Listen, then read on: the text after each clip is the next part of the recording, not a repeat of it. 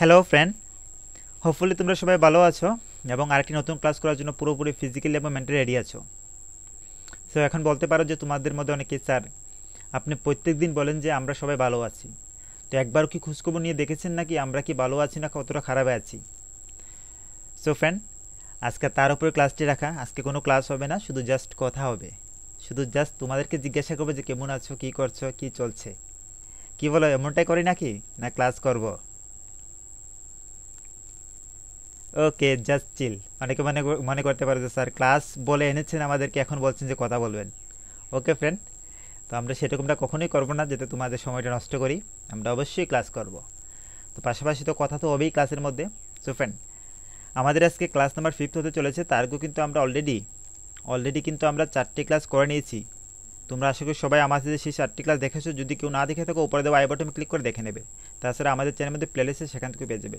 তোমরা জানো যে ফ্রেন্ড, আমরা কিন্তু ফ্রেমিং অফ ইন্ডিয়ান কনস্টিটিউশন থেকে আজকে সেকেন্ড পার্ট করাচ্ছি। তার আগেও আমরা ফার্স্ট ক্লাস করে নিয়েছি। তো আমরা তার উপরও আরেকটি ক্লাস করাবো, যে ইন্ডিয়ান কনস্টিটিউশন অ্যাকচুয়ালি তো খুবই বড় সাবজেক্ট, খুবই বড় টপিক। তো সেক্ষেত্রে আমাদের অন্তত তার উপর কয়েকটি ক্লাস নেওয়া দরকার ফ্রেন্ড। তো তার জন্য আমরা নিয়ে আসছি। সো ফ্রেন্ড, তার সাথে সবাইকে নমস্কার এবং welcome to our channel let's creative for exam. So তোমাদের মধ্যে থেকে এখনও যারা করনি অবশ্যই করে নেবে, লাইক, শেয়ার এবং সাবস্ক্রাইব। যদি আমাদের মতো আমাদের এরকম ক্লাস মিস না করতে চাও, অবশ্যই সেসব কিছু করে নেবে। আমরা কিন্তু প্রতিনিয়ত এরকম ক্লাস দিয়ে যাচ্ছি। তোমরা চাইলে আমাদের সাথে টেলিগ্রামে জয়েন হতে পারো। অনেকে বলো দেখি টেলিগ্রামের সাথে জয়েন হতে পারছি না, অনেকবার ট্রাই করেছি, কেন পারছো না? তো অনেকে তো জয়েন হয়েছে ফ্রেন্ড, তোমরাও সার্চ করে হতে পারবে, অনেকে তো জয়েন হয়েছে। তো আমাদের কাছে সেরকম কোনো অপশন নেই। অ্যাকচুয়ালি তোমাদের যদি অ্যাড্রেস থাকতো বা ইনফরমেশন থাকতো তাহলে আমরা অ্যাড করতে পারতাম। আমরা তো তোমাদের সেরকম কিছু নেই না। তো সেক্ষেত্রে তোমাদেরই সার্চ করে জয়েন হতে হবে। সেখানে অলরেডি অনেক মানুষ আছে, জয়েন হয়ে রয়েছে অলরেডি। তো তোমরাও সার্চ করলে অবশ্যই পেয়ে যাবে। সো ফ্রেন্ড, চলো তাহলে আজকে ক্লাস শুরু করা যাক। শুরু করার পূর্বে তোমাদেরকে জানিয়ে রাখছি যে তোমরা অবশ্যই সবাই লাইভ চ্যাট বক্স আনসার করবে। গতকালকে ক্লাসেও খুব ভালো সংখ্যক মানুষই পার্টিসিপেট করেছিল, সেমভাবে আজকের ক্লাসও সেমভাবে প্রত্যেকটা কোয়েশ্চেন লাস্ট অবধি থাকবে। চলো ফ্রেন্ড, শুরু করা যাক। ভারতের সংবিধান কার্যকর হয়েছিল কবে? যে ভারতের সংবিধান কবে কার্যকর হয়েছিল? তো তোমাদের সামনে 4টি অপশন আছে, তার থেকে কোনটি সঠিক উত্তরটি হবে? ফটাফট আনসার করে দাও। তো এখানে একটি অপশন ভুল আছে, আমি একটু লিখে দিচ্ছি, কারেকশন করে দিচ্ছি। যে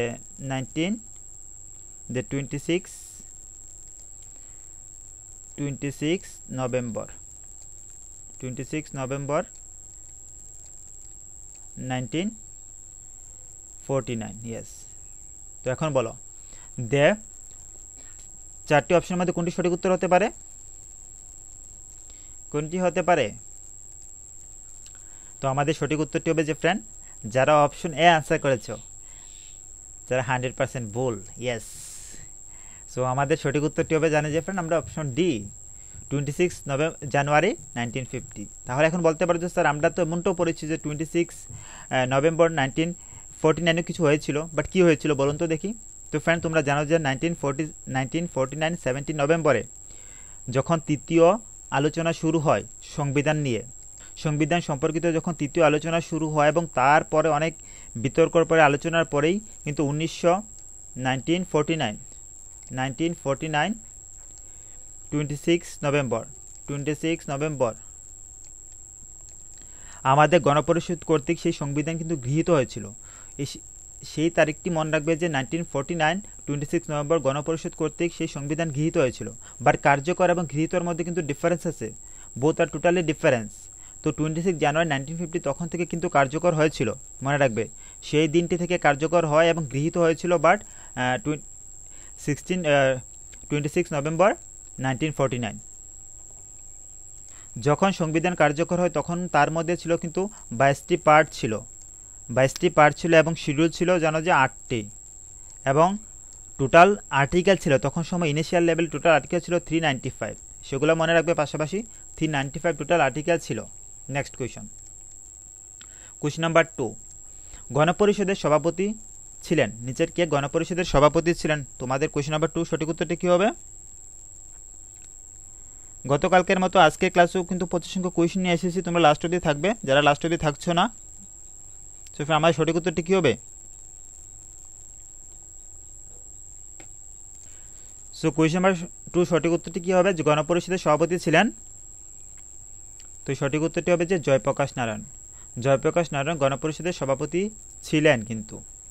next question, sorry Jayaprakash Narayan হবে না, তো আমাদের কে হবে, আমরা আগে সেই কোয়েশনটি করেছি যে ডক্টর রাজেন্দ্র প্রসাদ। ডক্টর রাজেন্দ্র প্রসাদই ছিলেন যে গণপরিষদের সভাপতি। তো যারা অপশন সি করেছে তারা সঠিক উত্তর করেছে friend. Next question, question number 3, গণপরিষদের মোট সদস্য সংখ্যা কত ছিল?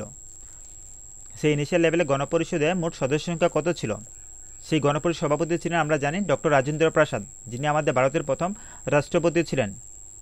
তো তাহলে আমাদের সঠিক উত্তর ঠিক হবে গণপরিষদের মোট সদস্য সংখ্যা কত ছিল? Question number 3।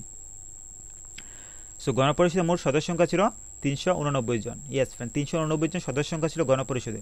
সো ফ্রেন্ড তোমরা অনেকেই বলছিলে যে স্যার বাইলিঙ্গুয়াল নিয়ে আসুন, সো বাইলিঙ্গুয়াল নিয়ে আসুন, কারণ অনেকে বলছে যে বাংলাতে প্রবলেম হচ্ছে। তো ফ্রেন্ড অ্যাকচুয়ালি যদি আমরা সেসব কোয়েশনগুলো এখন বাংলাতে নিয়ে আসি তাহলে কিন্তু অনেকটা সময় যাবে, তো আমরা সেভাবে প্রিপেয়ার করে নিয়ে আসতে পারবো না ফ্রেন্ড। বাট আমরা বলছি যে নিয়ে আসবো, যখন দেখবো যে তোমাদের সেরকম পার্টিসিপেশন দেখছি ক্লাসে, অবশ্যই তখন কিন্তু নিয়ে আসতে ট্রাই করবো ফ্রেন্ড।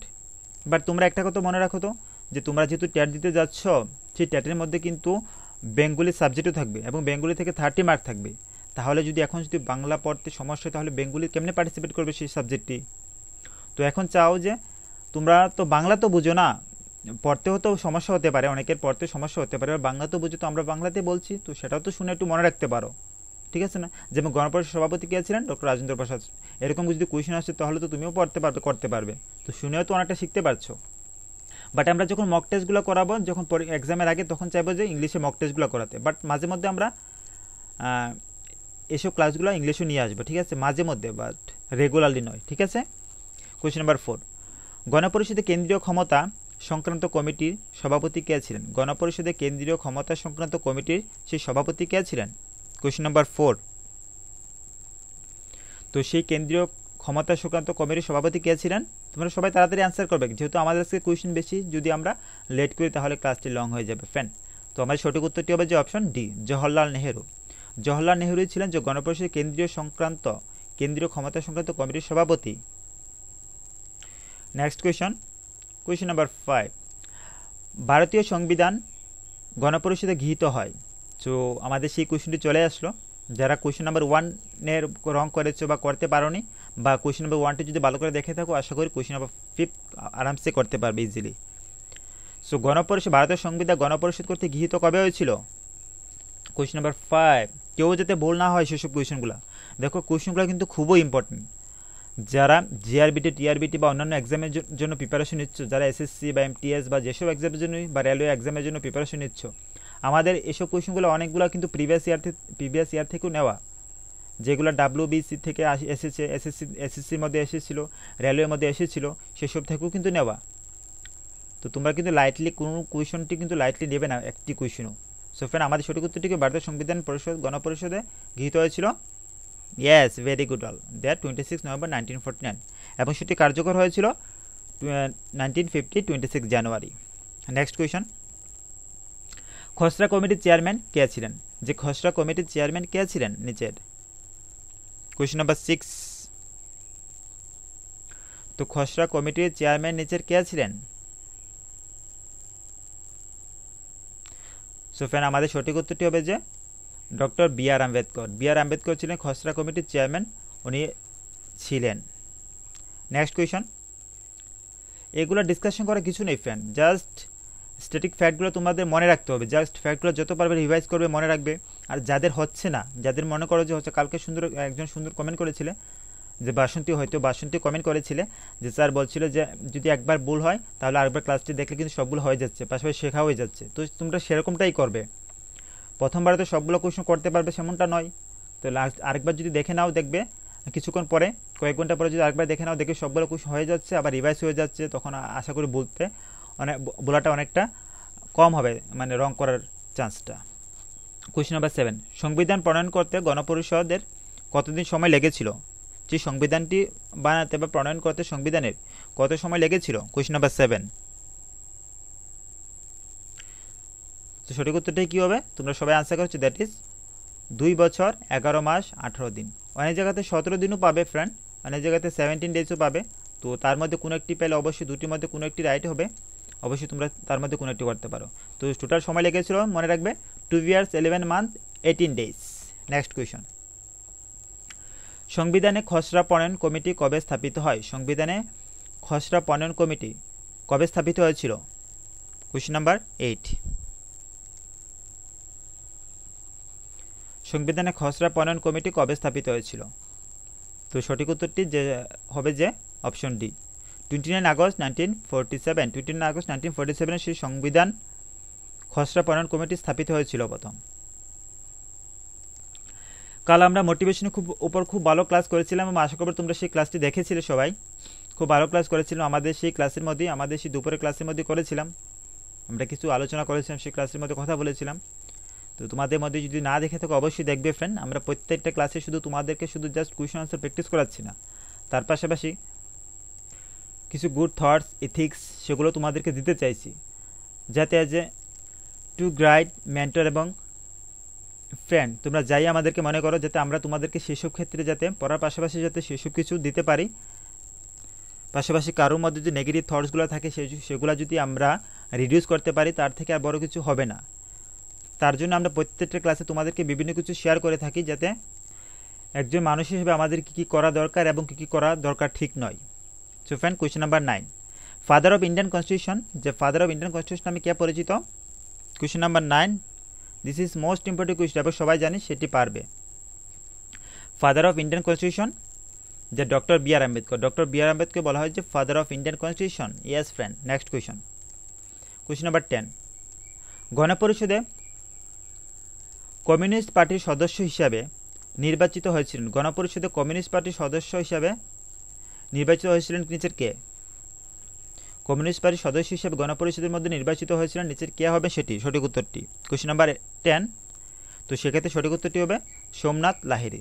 সোমনাথ লাহিড়ী যে গণপরিষদে কমিউনিস্ট পার্টির সদস্য হিসাবে নির্বাচিত হয়েছিলেন। সো ফ্রেন্ড, আমরা লাস্ট 10 কোয়েশ্চেন তো করে নিয়েছি। তো যদি আমাদের এরকম ক্লাস ইনিশিয়েটিভ ভালো লাগে থাকে অবশ্যই তোমরা লাইক এবং কমেন্ট করতে ভুলবে না। অ্যান্ড জানি তোমাদেরকে সেসব কিছু বলতে হয় না, তোমরা অবভিয়াসলি অলরেডি করে থাকো। অনেকেই আছো যে ক্লাসে এন্ট্রি করার মধ্যেই যে লাইক এবং কমেন্ট করে থাকো। তো সেটা তোমাদের ভালোবাসা যে আমাদের উপর তোমরা এইভাবে বিলিভ করে আমাদের সাথে এইভাবে আছো এবং করছো। থ্যাংক ইউ যারা এইভাবে করছো। কোয়েশ্চন নাম্বার 11, গণপরিষদে মোট কতগুলি কমিটি গঠন করা হয়েছিল? গণপরিষদে টোটাল মোট কতগুলি কমিটি গঠন করা হয়েছিল? কোয়েশ্চন নাম্বার 11, তো সঠিক উত্তরটি হবে 22টি। টোটাল 22টি কমিটি কিন্তু গঠন করা হয়েছিল। কোয়েশ্চন নাম্বার 11, গণপরিষদে মোট কতগুলি কমিটি গঠন করা হয়েছে? মনে রাখবে যে 22টি কমিটি। যদি গণপরিষদ থেকে বা ইন্ডিয়ান কনস্টিটিউশন থেকে কোনো কিছু আসে, আশা করি এসব থেকেই আসবে ফ্রেন্ড। তার থেকে বাইরে আসবে বলে কি মনে হয় তোমাদের? কি আসতে পারে? কোয়েশ্চন নাম্বার 12, গণপরিষদের সহসভাপতি কে ছিলেন? গণপরিষদের সহসভাপতি কে ছিলেন? কোয়েশ্চন নাম্বার 12, তো 12 সঠিক উত্তরটি হবে যে গণপরিষদের সহসভাপতি কে ছিলেন? হরেন্দ্র কুমার মুখোপাধ্যায়। হরেন্দ্র কুমার মুখোপাধ্যায় ছিলেন যে গণপরিষদের সহসভাপতি। Next question, question number 13, question number 13, যে ভারতীয় সংবিধান প্রণয়নকারী গণপরিষদের সদস্যরা ছিলেন, যে ভারতীয় সংবিধান প্রণয়নকারী গণপরিষদের সদস্যরা কারা ছিলেন? তাদের মধ্যে যে ভারতীয় সংবিধান যে প্রণয়ন করেছিল তারা কারা ছিল? গণপরিষদ সদস্যরা ছিলেন যে রাজনৈতিক দল কর্তৃক মনোনীত। তারা কি রাজনৈতিক দল থেকে মনোনীত ছিলেন যে গণপরিষদে গঠন করেছিলেন? অপশন বি, বিভিন্ন প্রদেশের আইনসভা কর্তৃক মনোনীত ছিলেন বা জনগণ কর্তৃক প্রত্যক্ষভাবে নির্বাচিত। কোয়েশ্চন নাম্বার 13 সঠিক উত্তরটি কী হবে? কোয়েশ্চন নাম্বার 13 সঠিক উত্তরটি কী হবে ফ্রেন্ড? তো আমাদের সঠিক উত্তরটি হবে বিভিন্ন প্রদেশের আইনসভা কর্তৃক মনোনীত। বিভিন্ন প্রদেশে আইনসভা কর্তৃক মনোনীত সদস্যরা কিন্তু ভারতীয় সংবিধান প্রণয়নকারী গণপরিষদের সদস্য ছিলেন, বিভিন্ন প্রদেশে আইনসভা কর্তৃক মনোনীত। তো তোমাদের মধ্যে অনেকের হতে পারে বা অনেকে বলছিল যে স্যার আমাদের দ্বারা কি এক্সাম ক্র্যাক করা হবে, ক্র্যাক করা পসিবল হবে এরকম প্রিপারেশন নিয়ে, এবং কি আমরা কি আদৌ কি ক্র্যাক করতে পারবো? সো ফ্রেন্ড, যখন কোনো কিছু দেখবে যে যখন কোনো কিছু সেটা করতে পারি না বা সেটাকে কখনো ট্রাই করিনি, সেক্ষেত্রে তো সেসব কিছু আমাদের কাছে ইম্পসিবল। যখন সেটা হয়ে যাবে তখন দেখবে যে সেটাও কিন্তু তোমাদের কাছে ইম্পসিবল ছিল না। আমরা গতকালকে একজন এক্সাম্পল হিসেবে জ্যাকমার কথা বলেছিলাম যে উনি কিভাবে আজকে গ্রাউন্ড লেভেল থেকে আজকে টপ লেভেলে এসেছে। তো উনি কখনো ভাবেনিও যে উনি এই জায়গাতে আসবে আজকে।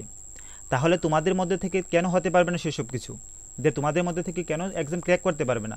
অবভিয়াসলি ক্র্যাক করবে যদি সেরকম ডেডিকেশন, সেরকম স্যাক্রিফাইস, সেরকম প্যাশেন্স নিয়ে প্রত্যেকটা ক্লাস করো এবং নিজের স্টাডিকে কন্টিনিউ করে এরকম পরিস্থিতিতে, তাহলে তোমরা যদি না করতে পারো আর কে করবে?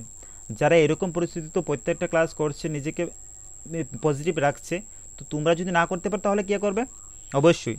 তো মনে রাখবে যে যখন কোনো কিছু কোনো কাজ না করা হয় সেই ক্ষেত্রে কিন্তু সেই কাজটি ইম্পসিবল লাগে, বাট যখন সেটি করা হয় দেখবে সেটি তোমার দ্বারা হবে, তুমি সেটা আগেই জানতে, বাট তখন এটা ইম্পসিবল লাগে যখন তুমি সেই কাজটি কখনো ট্রাই করোনি।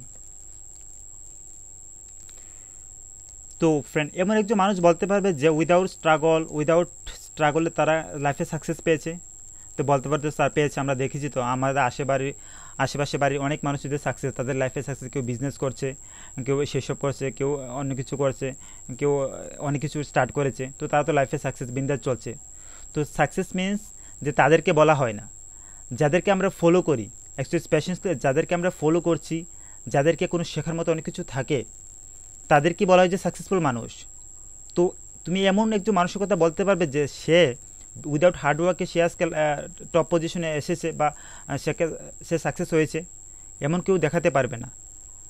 বাট এক্সাম্পল হিসেবে তো আমাদের বাড়ির আশেপাশে অনেক মানুষের কথা বলতে পারি যে তারাও তো লাইফে সাকসেস, তারাও খুব সুন্দর ফ্যামিলি রান করছে।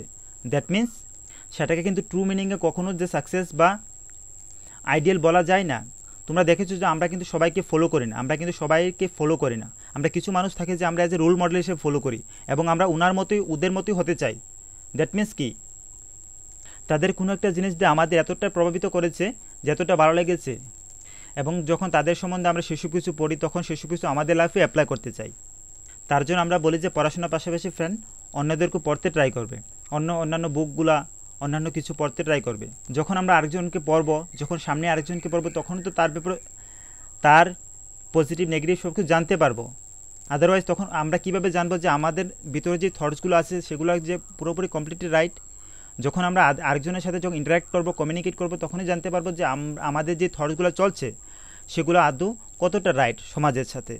তো তার জন্য আমাদের কিন্তু বিখ্যাত মানুষগুলা বা তাদের জীবনী বা বায়োগ্রাফি বা এমন কিছু বুক পড়া দরকার যেগুলো আমাদেরকে আমাদের সেই থটসকে আপ টু ডেট করতে সাহায্য করবে।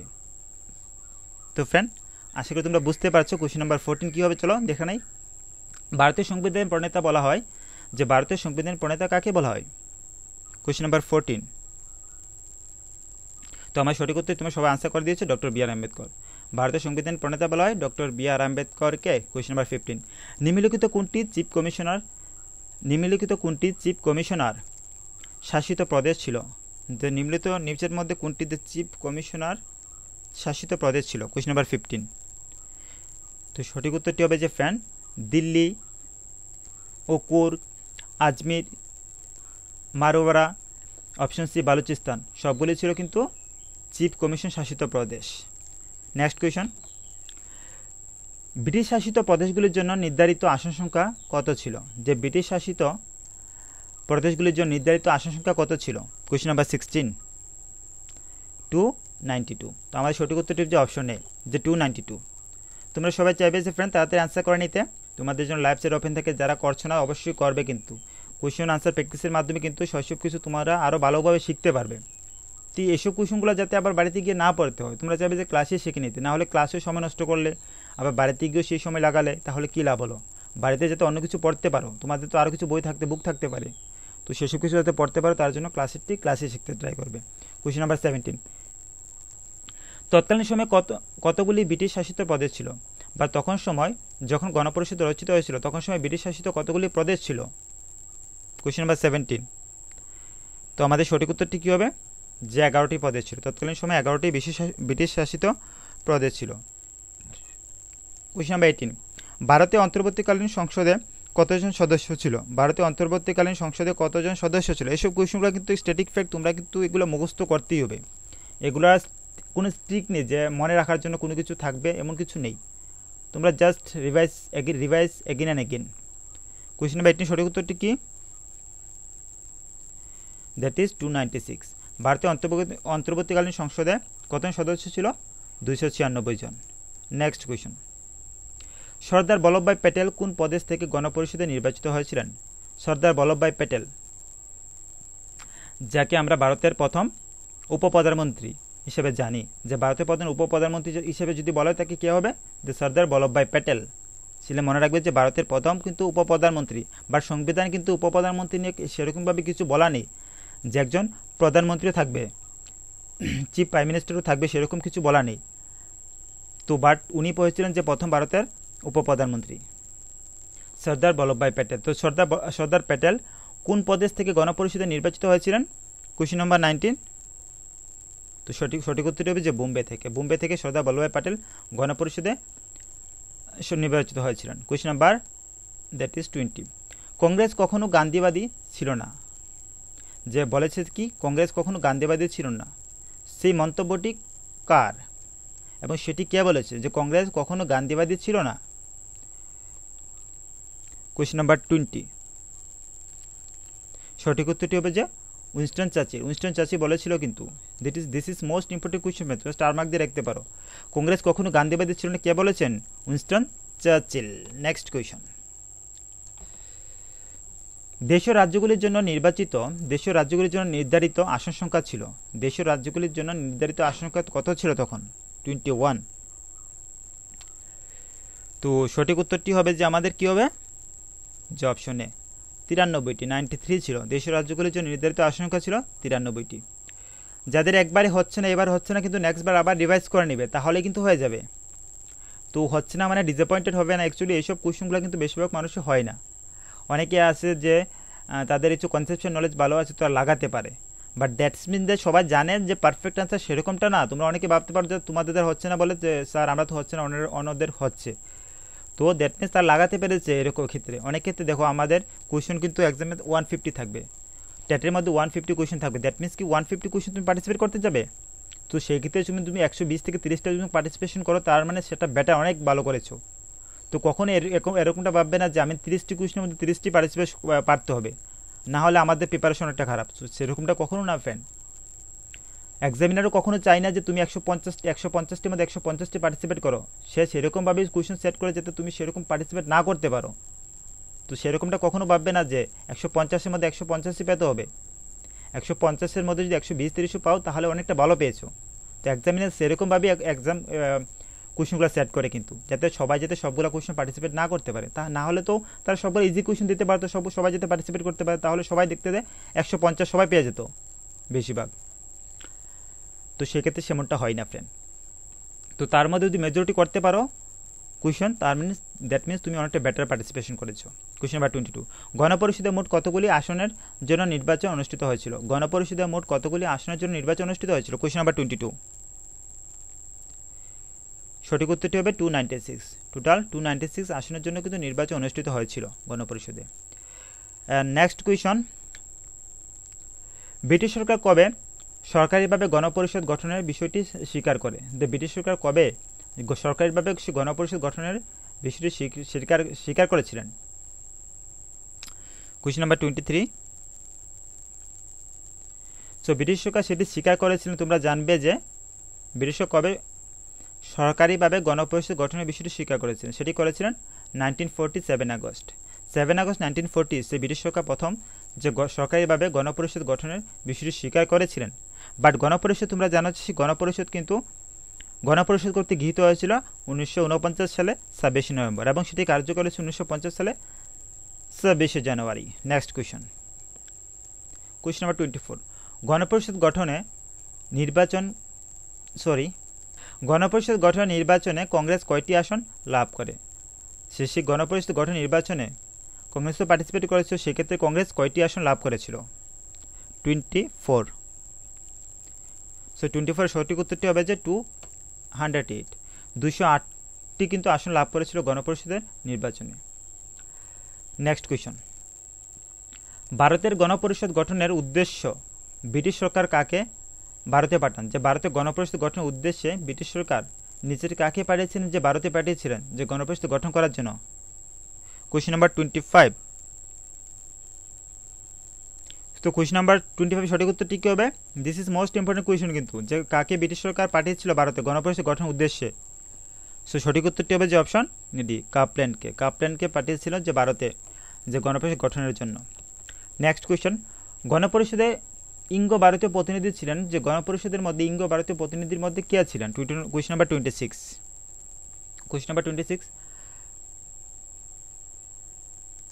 কোয়েশ্চেন নাম্বার 26 সঠিক উত্তরটি কী হবে? সো ফ্রেন্ড আমাদের সঠিক উত্তরটি হবে যে অপশন সি, যে ফ্র্যাঙ্ক অ্যান্টনি ছিলেন গণপরিষদের ইঙ্গো ভারতীয় প্রতিনিধি ছিলেন। নেক্সট কোয়েশ্চেন নাম্বার 27, ভারতীয় সংবিধান গৃহীত হয়, যে ভারতীয় সংবিধান গৃহীত হয়েছিল কোথায়? যে ভারতীয় পার্লামেন্টে, ব্রিটিশ পার্লামেন্টে, গণপরিষদে। কোথায় গৃহীত হয়েছিল সেটা তোমরা সবাই জানো যে কোথায় গৃহীত হয়েছিল। Question number 27, yes very good all, যে গণপরিষদে। সেটি গৃহীত হয়েছিল কোথায়? ভারতীয় সংবিধান গৃহীত হয়েছিল গণপরিষদে। নেক্সট কোয়েশ্চন, ভারতের সংবিধান কবে গৃহীত হয়? ভারতের সংবিধানটি কবে গৃহীত হয়েছে? কোয়েশ্চেন নাম্বার 28, তো সেটি গৃহীত হয়েছিল কবে? সেটা আবার করেছি কিন্তু এবার তো যাতে কারোর মিস না হয়। তো সেটি গৃহীত হয়েছিল 26 নভেম্বর 1949 এবং সেটি কার্যকর হয়েছিল 26 জানুয়ারি 1950। তো আমাদের সঠিক উত্তরটি কী হবে? যে option A, 26 November 1949। So friend, আমরা তোমাদের সাথে অনেকগুলো কোয়েশ্চেন পার্টিসিপেট করেছি। অবশ্যই বলবে যে আমাদের এরকম ক্লাস তোমাদের কেমন লাগছে, অবশ্যই কমেন্ট করবে। তো যারা যারা কমেন্ট করছে না অবশ্যই কমেন্ট করবে এবং এন্ড অফ দ্য ক্লাস তোমরা তোমাদের ভ্যালুয়েবল কমেন্ট এবং লাইক করে যেতে ভুলবে না ফ্রেন্ড। তোমাদের লাইক এবং কমেন্ট কিন্তু আমাদেরকে মোটিভেট করবে যে এরকম ক্লাস নিয়ে আসতে। আদারওয়াইজ আমরা তোমাদেরকে বলেছিলাম যে ফ্রেন্ড, আমরা বলেছিলাম যে এখন কিন্তু 8টা ক্লাস করাবো না অ্যাকচুয়ালি, কারণ করাবো না অ্যাকচুয়ালি একটু প্রবলেমও আছে, তাছাড়া তোমাদের সেরকমভাবে পার্টিসিপেশন পাচ্ছি না। এখন দেখো একটা ক্লাস এইভাবে রেডি করে নিয়ে এসে যদি তোমাদের সেরকম পার্টিসিপেশন না পায় ক্লাসের মধ্যে, ইভেন দেখি যে তোমরা অনেকেই যে ক্লাসে শুধু কয়েকজন মানুষ আসলে যে সবাই কমেন্ট করো যে বলছো যে ক্লাসে 8টার সময় হওয়া দরকার, বাট মেজরিটি মানুষ কিন্তু সেরকম চাচ্ছে না। তো তোমরা যদি সবাই চাও তাহলে তো কমেন্ট করবে, লাইক করে জানাবে স্যার আমরা সেরকমটা চাচ্ছি, তাহলে তো আমরা করা যায়। আদারওয়াইজ কীভাবে করি বলো তো? তোমরা মেজরিটি মানুষ কিন্তু করছো না, শুধু 1-2জন মানুষ আসলে প্রত্যেকটি আমাদের কাছে কয়েকজন মানুষ রেগুলারলি কমেন্ট করে এবং লাইক করে, বাট মেজরিটি মানুষ কিন্তু করো না ফ্রেন্ড। তাহলে আমরা কীভাবে বুঝবো? যদি তোমরা সেরকমটা চাও অবশ্যই করবে, জানাবে, তোমাদের রেসপন্স রাখবে, তাহলে আমরা তার উপর চিন্তা করতে পারি। কোয়েশ্চেন নাম্বার 29, গণপরিষদের নির্বাচন অনুষ্ঠিত হয় কবে হয়েছিল? 29, সেটি হয়েছে গণপরিষদের নির্বাচন অনুষ্ঠিত হয়েছিল, that is option A, July 1946। গণপরিষদ নির্বাচন অনুষ্ঠিত হয়েছিল মনে রাখবে জুলাই 1946। আজকে লাস্ট কোয়েশ্চন, তো সবাই চলে যাবে না, ক্লাসে লাস্ট অবধি থাকবে। তোমরা দেখি যে ক্লাস লাস্ট কোয়েশ্চন বলা মাত্রই বাস চলে যাও। কোয়েশ্চেন নাম্বার 30, খসড়া কমিটির সদস্যের সংখ্যা কত ছিল? খসড়া কমিটির সদস্য সংখ্যা ফ্রেন্ড কত ছিল? Question number 30। সো খসড়া কমিটির সদস্য সংখ্যা কত ছিল? সো দ্যাট ইজ 7 জন ছিল। খসড়া কমিটির সদস্য সংখ্যা ছিল যে 7 জন। সো ফ্রেন্ড এই ছিল আজকে আমাদের ক্লাস। অবশ্যই বলবে যে আমাদের ক্লাস কীরকম লেগেছে, তোমরা কতটা শিখতে পেরেছো, যে এবং আউট অফ 30 তোমরা কত পেলে বলো সবাই দেখি, যে আউট অফ 30 কত পেলে। জানি তোমরা কয়েকজনই শুধু বলবে, আর বেশি সংখ্যক মানুষই বলো না। তো সবাই বলো যে কত পেলে আউট অফ 30। যদি কেউ আউট অফ 30 যদি 20+ পাও, তাহলে দ্যাট মিনস তোমাদের প্রিপারেশন খুব ভালো আছে, খুব টপ লেভেলে আছে। আর যারা 15 পেয়েছো বা তার নিচে পেয়েছো, অবশ্যই ফ্রেন্ড তোমাদের কিন্তু আরেকটু পরিশ্রম করতে হবে। তোমরা যে লকডাউন পিরিয়ডটাকে কিন্তু পজিটিভলি নেবে এবং ইউটিলাইজ করবে টাইমটাকে। অনেকেই দেখছি যে লকডাউনটাকে কিন্তু লাইটলি নিচ্ছ। এখন মনে করো যে লকডাউন শেষ হয়ে গেল 2 মাস পরে, এবং 2 মাস পরে গভর্নমেন্ট ডিক্লেয়ার করলো যে এক্সাম নিতে যাচ্ছি আমরা, তখন তুমি 15 দিন বা 20 দিন তোমাদেরকে টাইম দিল, তখন সেই সময়ের ভিত্তিতে কি প্রিপারেশন নেওয়া যাবে? আমরা প্রত্যেকটা ক্লাসে বলি এই সময়টা কিন্তু পজিটিভলি নেবে প্রত্যেকটা বার। তো এমনটা কখনো ভাববে না যে স্যার এক্সাম আগে লকডাউন খুলুক আমরা তারপরে 15 দিনের প্রিপারেশন নিয়ে দেখাবো। কীভাবে নেবে ফ্রেন্ড? যারা আজকে 2 মাস ধরে, 3 মাস ধরে বা 1 বছর ধরে প্রিপারেশন নিচ্ছে, তাদের সঙ্গে কম্পিটিশন কোথায় গিয়ে দাঁড়াবে? তো তার জন্য বলি যে প্রিপারেশন প্রত্যেকদিন নেওয়া ভালো, একটু নেও, বাট নেওয়াটা ভালো। অন্তত কিছু না করাচ্ছে কিছু করাটা ভালো। আমরা সবাই জানি কিছু না করাচ্ছে করাটা ভালো, কারণ লকডাউনে কী করবে? মোবাইলে নেটপ্যাক আছে, তো নেটপ্যাকও না হলে তো অন্যদিকে তো ইউজ করবে, না হলে মুভি দেখবে, অনলাইন মুভি দেখবে, কমেডি দেখবে, তো কোনো না কোনো দিকে তো ইউজ করবে। তো তার থেকে যদি কোনো পজিটিভ দিকে, কোনো ভালো দিকে এবং কোনো কিছু আমাদের এক্সামে একটু হেল্প হয়, সেই ক্ষেত্রে দিকে ইউজ করা, সেটা তো অনেকটা ফ্রুটফুল হবে আমার মনে হয়। সো ফ্রেন্ড অবশ্যই আমাদের কথাগুলো কিন্তু কেউ মনে লাগাবে না, কিন্তু আমি just as a to guide friends হিসাবেই আমি সেসব কথাগুলো বলছি। কেউ যাবে না যে মনে লাগাতে কখনো আমাদের কোনো কথা। সো ফ্রেন্ড তোমরা যদি আমাদের ক্লাসের সাথে জয়েন হতে যাও, আমাদের টেলিগ্রামের সাথে, অবশ্যই আমাদের সাথে টেলিগ্রামে জয়েন হতে পারো। জাস্ট উপরে দেওয়া সার্চের মধ্যে আমাদের চ্যানেল সার্চ করবে এবং সেখানে সার্চ করলে পেয়ে যাবে এবং জয়েন অপশন পাবে। সেখানে জয়েন হয়ে আমাদের সাথে প্রত্যেকটা ক্লাস, প্রিভিয়াস ক্লাস সেটের সকল প্রকার আপডেট, পিডিএফ, নোটিফিকেশন সব কিছু সেখান থেকে পেয়ে যেতে পারো। আমরা ইভেন গতকালকে আমরা অনেকগুলো পিডিএফ শেয়ার করেছি, তোমরা আশা করি সবাই কিছু ডাউনলোড করেছো। সো ফ্রেন্ড টিল দেন এতটুকু থাক তাহলে আজকে ক্লাস, তো আবার দেখা হবে। সো তোমরা সবাই ভালো থাকবে, নিজে খেয়াল রাখবে, বড়দের রেসপেক্ট করবে, পাশাপাশি চাইবে যে যতটা পারবে সোশ্যাল ডিস্টেন্স এবং কোভিড প্রোটোকলগুলো মেনে চলতে। এখন আমাদের সামনে সবচেয়ে বড় চ্যালেঞ্জ কিন্তু ফ্রেন্ড আমাদের নিজেকে সেভ অ্যান্ড হেলদি রাখা। তো যতটা পারবে সেরকমভাবেই থাকবে, সেরকমটাই করতে চাইবে, এবং আমাদের জন্য গডের কাছে প্রে করবে যাতে আমরা কন্টিনিউ ক্লাস করতে পারি, আমরা যাতে সেভ অ্যান্ড হেলদি থাকি। তো সবাই সেরকমটা করবে। Thank you and by.